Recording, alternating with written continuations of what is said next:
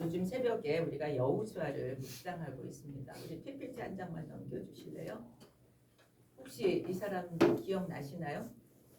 서양 사람은 다 똑같아 보이죠? 서양 사람들이 동양 사람들을 보면 다 똑같아 보입니다. 이 사람은 본회퍼라고 하는 독일의 신학자고 루터교 목사였습니다. 그는 1906년에 태어나서 1945년에 돌아가셨습니다. 그가 히틀러가 교회를 장악하고 그렇게 또 그 유대인들을 학살하고 할 때 고백교회라고 하는 교회를 세우고 신학교를 세워서 운영했습니다.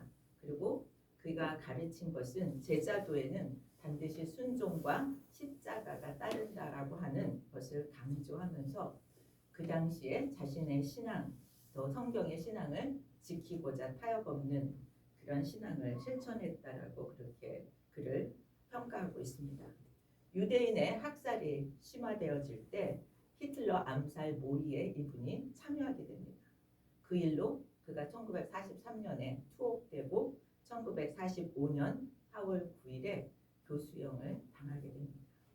그는 교수형을 받기 위해서 형장으로 끌려가면서 그렇게 얘기를 했대요. 이것이 끝이 아니다. 이것이 시작이다 라고 고백했다고 합니다. 우리가 세상적인 눈으로 보면 정말 자기 하나 죽어서 될 수 있는 문제가 아닌데 라고 생각하면서 어리석게 보였을 수도 있습니다. 근데 그는 하나님의 뜻에 순종하고 진리를 지키는데 진리가 파괴되는 일에 서서는 안 되겠다라고 하는 결심을 했다고 합니다. 말씀에 대해서 온전히 순종한다라고 하는 것은 너무 어려운 일입니다. 그런데 분명하게 이 사람을 통해서 우리에게 말씀하심은 말씀에 대한 순종에는 대가를 지불하면서 그 말씀을 순종했다라고 하는 것의 본을 보여준 사람이 아닌가라고 하는 생각을 합니다. 하나님의 말씀이 우리에게 순종하라고 하는 것이 이해되어져서 설득되어져서 하는 것을 우리는 순종이라고 하지 않습니다. 설득되고 이해되어져서 하는 것이지. 그런데 순종은 이해되어지지 않음에도 불구하고 그 말씀을 따라 지켜야 하는 것을 순종이라고 얘기합니다. 오늘 여리고 성을 무너뜨리기 위해서 하나님이 말씀하시는 순종의 요구도 이해되어지지 않는 순종을 요구하시는 것을 볼 수 있게 됩니다. 오늘 말씀을 통해서 우리가 하나님이 순종을 요구하실 때 이것이 내가 이해되어지고 이해되어지지 않느냐의 관점에서 평가하고 순종할 것인가 말 것인가를 결정하는 것이 아니라 하나님의 말씀이라면 순종하는 그러한 순종을 통해서 하나님의 역사를 볼 수 있다라고 하는 것을 오늘 우리에게 가르쳐주고 있는 게 아닌가 하는 생각을 합니다. 오늘 본문 여호수아서를 통해서 믿음으로 순종한다는 게 뭔지, 어떤 것인지, 그렇다면 어떻게 우리는 그 순종을 실천할 수 있는지, 그리고 그 결과는 어떻게 나타나는지 하는 것들을 같이 생각해 보고자 합니다.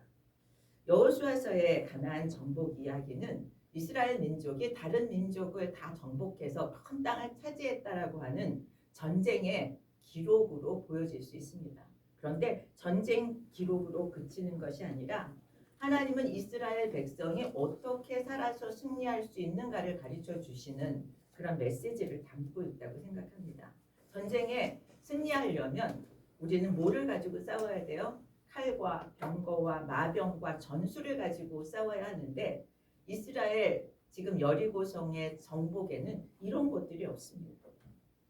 하나님이 이 여리고성의 그 함락을 통해서 이스라엘이 이기는 방법은 다르다라고 하는 것을 가르쳐 주는데 하나님의 말씀에 귀 기울이고 하나님의 방식으로 순종하는 백성이 승리할 수 있다라고 하는 것을 보여주고 당신의 백성들이 그렇게 승리하기를 원하신다라고 하는 생각이 듭니다. 가나안 땅의 정복은 그냥 전쟁, 그냥 싸움이 아니라 하나님의 주권이 땅 위에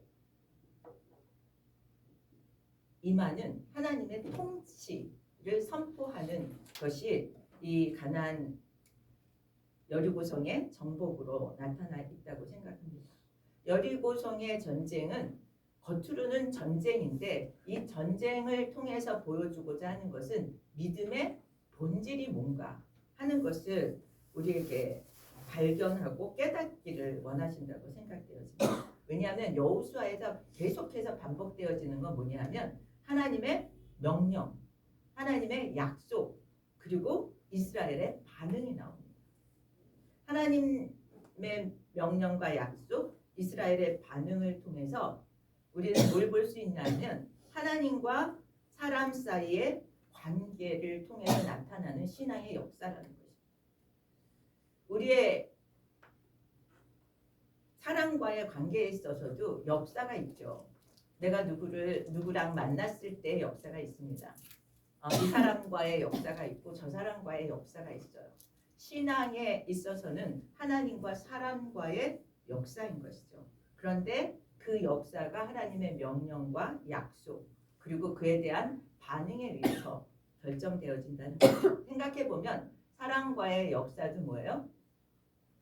상호작용에 의해서 그 역사가 만들어지는 것을 볼 수 있습니다.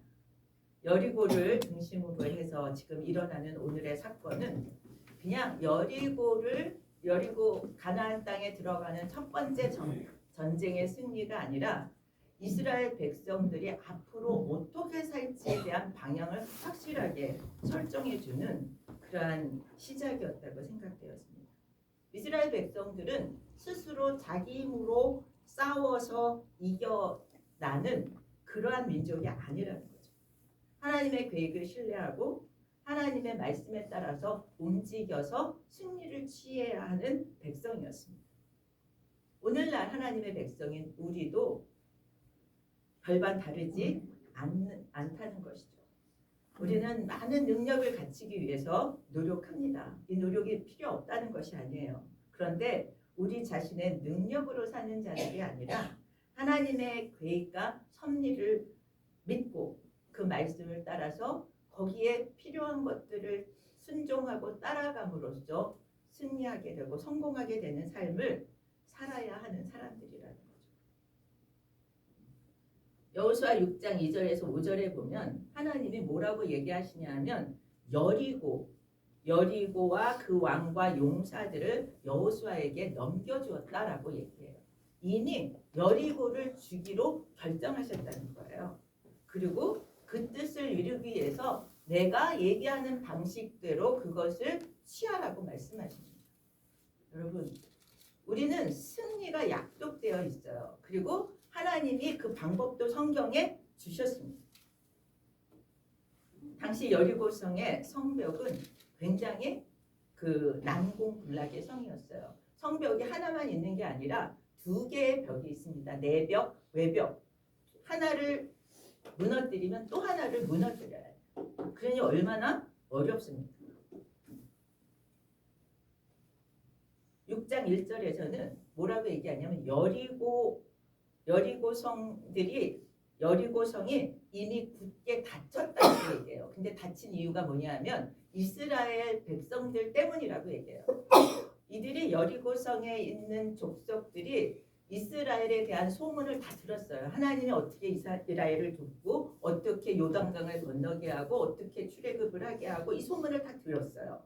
그렇기 때문에 그들이 들어올까 봐 아예 성문을 닫아놓고 있습니다.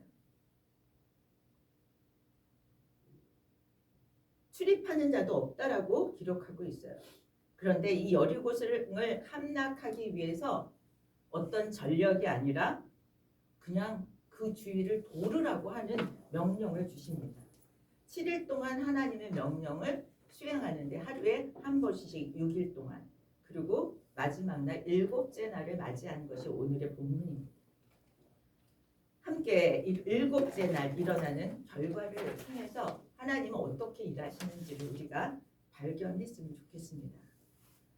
7째 날 성벽이 어떻게 무너져 내렸는지 우리 15절, 20절, 21절에 보면 나옵니다. 이스라엘 백성들이 여리고성을 말씀대로 7번을 돌고 제사장들의 나팔 소리에 따라서 외치라고 외칠 때 말할 때 뭐예요? 외치니까 성벽이 무너졌다라고 얘기해요. 하나님 말씀 그대로 이해되어지지 않고 그거 따라해서 될까라고 의심되는 그 명령을 그대로 따랐더니 성벽이 무너졌습니다. 그리고 그 안에 모든 것을 온전히 하나님께 바치라고 한 대로 바치게 되어지고 남녀노소와 뭐예요? 소와 양과 나귀를 다 칼로 진멸하는 그러한 말씀을 그대로 준행합니다. 다 실천하기가 어려운 내용이에요. 그냥 합리적인 생각을 하는 사람은 7번 7일 동안 도르라는 것도 이해되어지지 않고 그 안에 있는 사람들과 뭐예요? 소와 양과 나귀를 다 진멸하라는 것도 따라하기 참 어려운 명령입니다. 여리고성은 가나안 땅에서 전략적인 요충지고 아주 견고한 도시였습니다. 정상적인 공격으로는 이스라엘은 도저히 그것을 함락시킬 수 없었어요. 하나님은 이상한 명령을 내린 거죠. 군사 전략으로는 터무니없이 말도 안 되는 명령입니다. 그런데 그들은 순종했고 마지막 날까지 순종했을 때 놀라운 기적을 보게 되죠. 저는 이 말씀을 통해서 저는 처음 예수 믿을 때 이 부분이 너무 이해가 되지 않았어요. 왜 말도 안 되는 거를 시키고 말도 안 되는 걸 통해서 일어난다는 거. 지금 우리한테 이렇게 말도 안 되는 거를 하나님께 기도하고 말도 안 되는 거를 받으라고 지금 믿음이 그런 거냐 뭐 이런 의문이 들었어요. 좀 합리적으로 믿게 해야지. 그런데 이스라엘에게 요구하셨던 거 오늘 우리에게 요구하시는 것은 너희의 이해를 넘어서는 하나님을 만나라는 말씀인 줄 믿습니다. 이스라엘 백성들이 순종한 것은 하나님의 명령을 이해해서가 아니었습니다. 이 순종은 하나님 말씀이니까 순종했어요. 그리고 순종의 결과는 여리고성이 무너지는 것으로 나타났습니다. 그렇다면 이스라엘 백성들은 뭐예요? 말도 안 되는 것을 하나님의 말씀이니까 순종한 근거는 뭐였을까요? 그래도 뭐 이유가 있으니까 순종할 수 있었지 않았겠어요? 7번 돌아서 무너질 수 있을까?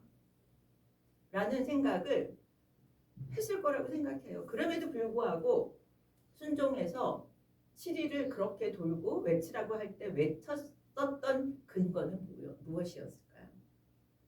오늘날 우리가 하나님 말씀에 순종해야 하는 근거와도 마찬가지라고 생각되었습니다. 뭐였을까요? 그냥 이거는 그냥 생각나는 대로 했어요. 하나님의 신실하심. 하나님은 약속하시면 뭐예요? 이루시는 분이잖아요. 근데 하나님은 여리고성을 주겠다고 말씀하셨잖아요. 그것이 약속이라고요. 그 약속을 붙들었고 그분은 선하시고 인자하시고 신실하신 분이기 때문에 그 약속을 이루실 거라고 믿고 그 순종을 할 수 있었다고 생각되었습니다. 여리고성이 무너진 것은 이스라엘의 힘이 아닙니다. 이스라엘의 지혜가 아닙니다. 하나님이 하신 일입니다. 하나님이 하실 것을 믿었다는 거죠. 오늘 우리에게 주시는 약속들이 성경에 무수히 나옵니다. 그 약속들을 붙들 수 있게 되기를 축복합니다. 그리고 하나님은 신실하신 분이기에 이루시는 분이라고 하는 것을 믿는 믿음이 있기를 축복합니다. 예수님 시대에도 믿음 없음을 뭐예요? 믿음을 더해야 달라고 그렇게 기도하잖아요. 우리에게 구할 것은 믿음입니다. 하나님 구원에 관한 말씀뿐만 아니라 성경에 있는 약속들이 내게 이루어질 것을 믿는 믿음을 위해서 기도하고 그런 믿음의 역사를 볼 수 있게 되기를 축복합니다. 적용 질문을 하나 같이 생각해 봤으면 좋겠습니다. 하나님이 이해되지 않는 것을 우리에게 하라고 하실 때 여러분은 어떤 반응을 보이십니까? 저는 저를 견주어서 묻는 거예요. 여러분 즉각 순종되십니까? 순종하십니까? 어떠십니까? 속으로만 대답하십니까? 네. 저는 그런 생각을 했어요. 순종을 해야 된다라고 우리 그거는 예수 믿는 사람들이 다 아는 거예요. 그런데 순종하기 전에 나한테 좀 설명을 해줘야 되지 않냐? 나를 좀 이해시켜야 돼. 좀 순종할 수 있지 않냐라고 하는 그런 마음이 굉장히 많이 들었어요. 이해되어야 순종하니까 좀 나를 이해시키고 나를 좀 설득해 주시기를. 하나님은 설득해 주시는 과정이 없더라고요. 저는 하나님의 순종을 요구하셔서 순종하기까지 되게 오래 걸렸어요. 하나님의 부르심에 대한 순종이 20대에 받았는데 40대에 순종하고 20년을 뭐예요? 나를 좀 설득해봐. 내가 이해가 되어지고 지금 이렇게 사는 게 좋은데 적당히 예수 믿고 적당히 사는 게 좋은데 그렇게까지 부르셔야 되느냐라고 하는 그 질문, 그 설명을 계속 요구했던 거예요. 그런데 이해로 순종하는 게 아니라는 것을 오늘 본문을 통해서 배우고 또 우리의 경험을 통해서 배웁니다. 그렇다면 우리는 하나님의 역사를 경험하고 싶은 영역이 있잖아요. 우리 삶에서. 그렇지 않아요? 하나님의 역사가 일어나기를 소원하는 영역들이 있습니다. 그러면 하나님께 우리 질문해 봐야 돼요. 하나님의 역사를 보고 싶은데 그렇다면 내가 순종해야 될 영역은 또 무엇이 있습니까? 모든 사람에게 다 똑같은 순종을 요구하지 않을 수도 있어요.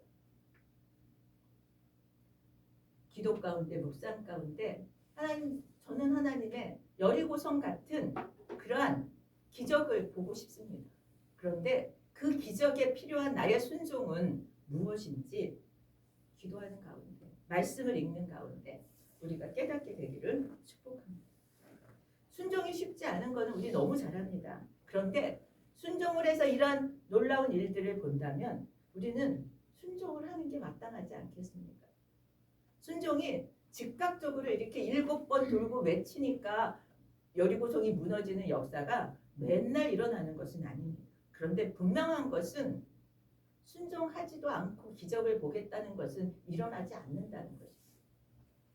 그래서 순종은 이해가 아니라 믿음에서부터 시작되어야 한다는 거죠.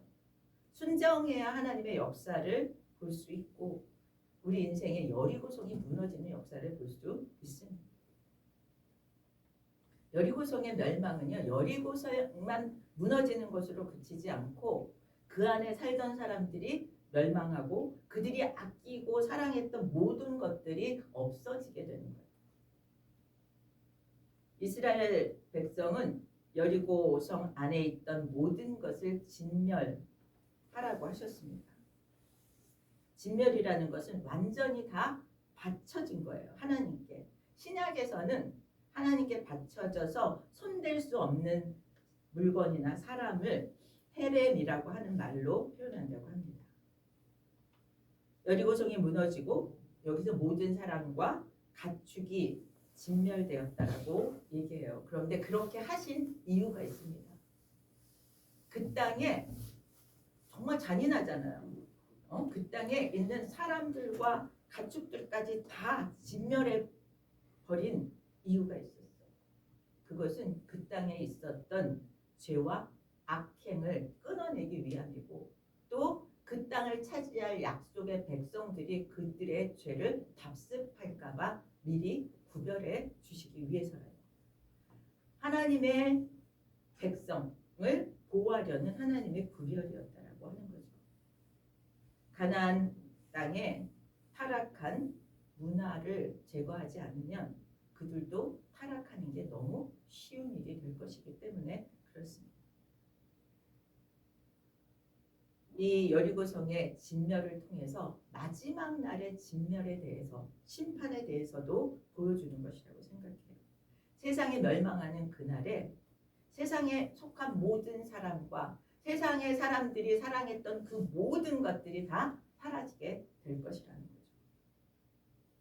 명예도, 재산도, 권력도, 생명도 다 잃게 될 것이라고 하는 것이 이 여리고성의 멸망을 통해서 보여주는 것입니다. 사도 바울은 그래서 세상의 모든 것들을 썩었을 것이라고 얘기해요. 없어질 것이라고 얘기합니다.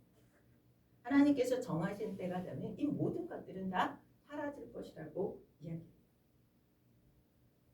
하나님 나라를 세우는데 여리고성 안에 있는 죄악과 그 문화를, 악행을 다 없애버려야 했다면 우리가 하나님 나라를 우리의 삶 속에서 이루는데 무너뜨려야 할 여리고성이 있다는 거죠. 우리 삶의 여리고성이 무엇인지를 우리는 알아야 할 것입니다.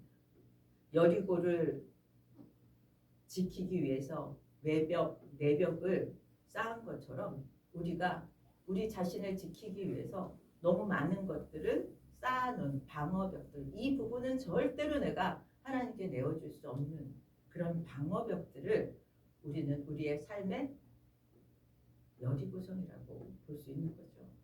그것이 뭐냐면 자기를 지키는 방어벽이라고 생각하는 거예요. 그래서 보여줄 수 없고 내어놓을 수 없는 것입니다. 사람에 따라서 다 다릅니다. 다른 사람들에게 내 보여지는 이미지가 너무 중요한 사람은 그걸 지키기 위해서 포장을 합니다. 불안감이 심한 사람은 불안을 가리우기 위해서 또 다른 노력을 하게 되죠. 내 계획을 끝까지 관철시키기 위해서 절대로 보여주지 않는 그러한 영역들이 있습니다. 그런데 하나님은 그런 것들을 무너뜨리라고 얘기하는 거죠. 왜냐하면 하나님이 진짜 우리를 만나셔야 하나님이 하나님의 역사를 이룰 수 있기 때문이라. 진짜 회복은 하나님과 진짜 만나야지 이루어지는 거예요. 마음의 여리고성이 무너지는 일은 굉장히 어려운 일입니다. 우리가 고난을 당하면 사람들이 여리고성이 무너져서 하나님을 금방 받아들일 것 같이 생각합니다. 그리고 그런 간증들도 많이 있습니다.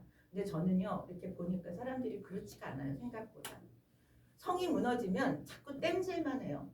문제가 생기면 그 문제, 당면한 문제 해결만 하면 넘어가요. 그런데 그래서는 정말 하나님이 주시는 하나님 나라를 우리는 누릴 수 없다는 거죠. 응급처치만 해가지고는 안 된다는 거예요.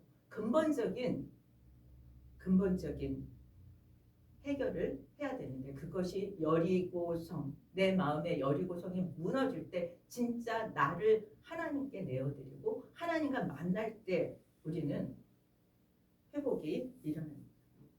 그러면 진짜 나를 만나기 위해서 우리는 뭘 해야 될까요? 진짜 나를 만나는 그 일은 성경을 읽고 기도하는 일입니다. 너무나 똑같은 얘기를 제가 계속 드려서 참 민망한데 성경을 어떻게 읽느냐? 내가 성경을 얼마 읽었다가 아니라 성경이 나를 읽어서 내 삶을 읽어내고 거기서 하나님이 보시고 말씀하시는 것을 들어야 합니다. 그래서 말씀을 붙들고 하는 기도를 통해서 하나님께 진짜 나를 보여드리고 나의 요청을 아뢰고 나의 실패를 나의 허물을 하나님께 다 드러내는 것, 그것이 여리고성이 무너지는 것이고 그 무너짐은 약해서 무너지는 것이 아니라 하나님을 온전히 만나는 기회고 축복의 시간이 되는 줄 믿습니다. 그때부터 새롭게 시작되기 때문에 그때부터 하나님은 내 안에 견고하게 가려져 있는 죄와 두려움을 벗게 합니다. 그리고 더 이상 그것들이 우리를 지배하지 못하도록 만듭니다. 성으로 여리고를 지켰던 것보다 성이 무너진 다음에 더 담대해지고 더 평안해지고 더 강건해지는 그런 은혜가 이루어지고 그것이 참된 회복인 줄 믿습니다. 우리는 하나님께서 우리의 그 마음 문을 열고 진짜 나를 하나님 앞에서 만나기를 원하시는 줄 믿습니다. 여호수아가 여리고성을 진멸할 때 다 진멸되는데 예외인 사람들이 있었죠. 누구였습니까? 라합과 그의 가족들, 그에게 속한 것들, 그의 친족들을 살려주었습니다. 그런데 여기서 원인을 분명하게, 그들을 살린 이유를 분명하게 17절하고 24절에서 얘기해요. 뭐라고 얘기해요? 여리고의 정탐꾼들을 살려주었기 때문이라고 이야기합니다. 라합은 어떤 사람이었어요? 이방인이고 기생이었어요. 그런데 하나님의 소문을 듣고 믿음을 가졌던 사람이에요. 하나님의 행하신 일, 홍해를 가르신 일, 광야에서 먹이신 일, 또 요단강 건너기 전에 그들을 방해했던 아모리 왕 시온과 오게게 하고 그들을 전멸시켰던 일들을 듣고 하나님에 대해서, 이스라엘에 대해서 알게 되고 믿음을 갖게 되고 정탐꾼이 왔을 때 그들을 돕기로 결정합니다. 자기 족속들을 배반하는 일이었어요. 그럼에도 불구하고 용기 있는 선택을 하게 됩니다. 그래서 여리고 전체는 멸망했지만 왜요? 라합의 가문은 다 구원을 받았습니다. 당시에는 이방인은요, 구원의 여건에 들지 않았어요. 그럼에도 불구하고 그는 언약에 따라서, 정탐꾼들이 너네들 구해주겠다라고 하는 언약에 따라서 구원을 얻었습니다. 창문에 달아내린 붉은 줄, 그것을 보고 그 집은 구원을 해주라는 그런 약속을 했죠. 6월절 어린 양의 보혈이 그 6월절에 이스라엘 집에 발라졌던 것과 같은 효과가 있습니다. 또 예수 그리스도의 보혈을 예표하는 그러한 은혜가 있습니다. 상징이 있습니다. 라합에 대해서 히브리서 기자는 믿음의 본을 보여주는 것이라고 평가합니다. 이런 과정을 통해서 라합은 이스라엘 공동체 안에 정착하게 됩니다. 아까 뭐라 그랬어요? 이방인들은 구원에 속할 수 없었어요. 그래서 23절에 뭐라고 얘기하냐면 23절에 그렇게 얘기합니다. 이들을 어디다 데리고 나와요?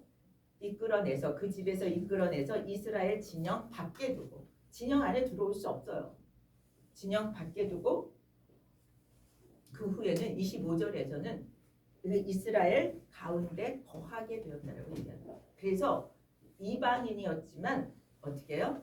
이스라엘 구원의 그런 가운데로 들어오게 되었습니다.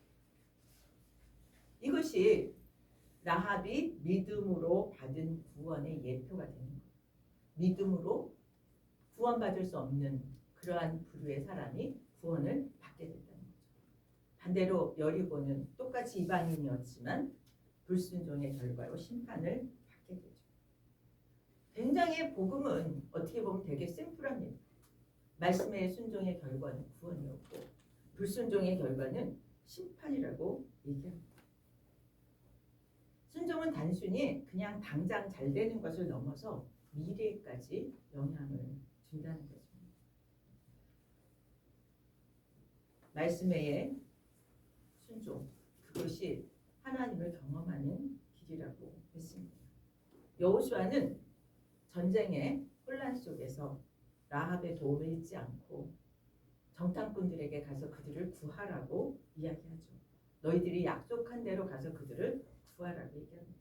저는 이것을 보내서 신앙은 하나님과의 관계뿐만 아니라 사람과의 관계에도 중요한 그런 그 약속의 실천이 있어야 된다라는 생각이 들어요.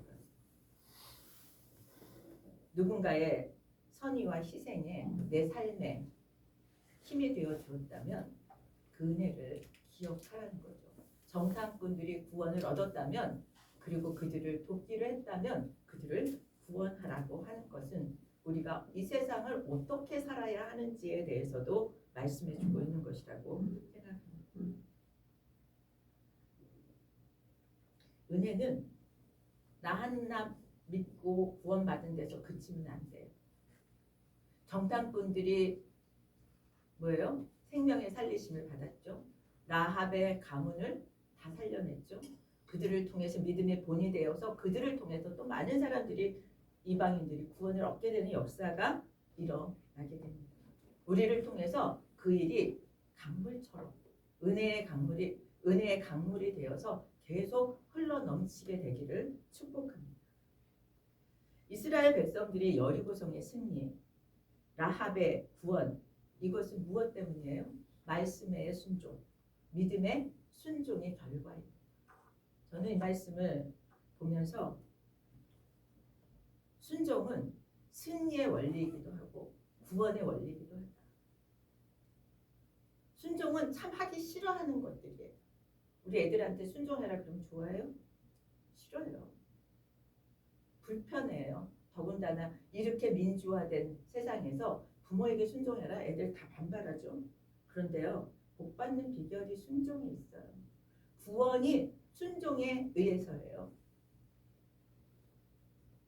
저는 순종이 구원의 원리고 승리의 원리임을 아는 것이 성공하는 삶의 비결이라고 생각합니다. 말씀을 정리하겠습니다. 이스라엘은 군사력으로 여리고성을 취한 게 아니라는 거예요. 라합이 착해서 구원을 입은 게 아니라는 거예요. 하나님의 말씀을 믿었고 그 말씀대로 순종했기 때문이라는 거죠. 여러분, 우리는 다 성공하고 싶고 다 승리하고 싶고 다 구원받고 싶습니다. 그런데 그것의 원리를 놓치지 않아야 된다는 생각이 들어요. 하나님의 길과 생각은 우리의 길과 생각을 뛰어넘습니다. 제가 며칠 전에 친구가 상을 당해서 갔습니다. 그랬더니 그 친구 중에 한 명이 저한테 묻더라고요. 우리 친구가 저한테 성경 공부하러 다녔던 친구들이 있었어요. 그 친구들이 어떻게 너한테 가서 성경 공부를 하고 저는 자주 만나지 못하는데 되게 믿음이 좋아진 것 같더라 이런 얘기를 하더라고요. 근데 그 친구가 까탈스러웠다는 거를 알았던 친구가 어떻게 그렇게 됐냐고 물었어요 저에게. 그래서 내가 너무 힘들었다. 그런데 그냥 무식하게 말한 적이 있다 그랬어요. 무슨 말을 해줬냐면 너무 이래도 안 되고 저래도 뭐 자기 논리를 방대 세워서 제가 한 말이 있습니다. 굉장히 자기는 자기가 똑똑하다고 생각하는 친구예요. 네 머리로 이해되어지는 하나님이면 나는 안 믿을 것 같아. 제가 그 얘기를 했어요. 근데 그 아무것도 아닌 말이잖아요. 우리 너무 잘 알지 않습니까? 그 말에 난 왜 그 생각을 못했지? 그 얘기를 하고 그 다음부터 어떤 말씀을 해도 다 믿더라고요. 믿음은 이해되어서가 아니라는 거죠. 그리고 그 말씀을 따라서 우리는 살아가게 되는 줄 믿습니다. 지금도 하나님은 우리에게 그 순종을 통해서 기적을 보여주고 싶어 하신다고 믿습니다. 우리가 보일 반응은 순종이라는 생각을 하게 됩니다. 이해되어지지 않아도 하나님은 우리의 순종을 통해서 길을 여시고 순종을 통해서 기적을 보여주시려고 하시고 순종을 통해서 우리의 미래를 세워가실 줄 믿습니다. 우리 말씀 앞에서 마음을 활짝 열기를 축복합니다. 하나님이 주시는 대단한 걸 순종하려고 하지 마십시오. 매일매일 묵상을 통해서 깨닫게 되는 거 한 가지씩 순종할 수 있게 되기를 바랍니다. 순종하기로 결정하기만 해도 하나님은 순종으로 받으시는 것 같아요. 여리고의 기적처럼 믿음으로 순종한 결과를 우리가 목도하고 누리게 되시기를 예수 그리스도 이름으로 축원드립니다. 우리 다 같이 일어서서 문드라 머리 들어라.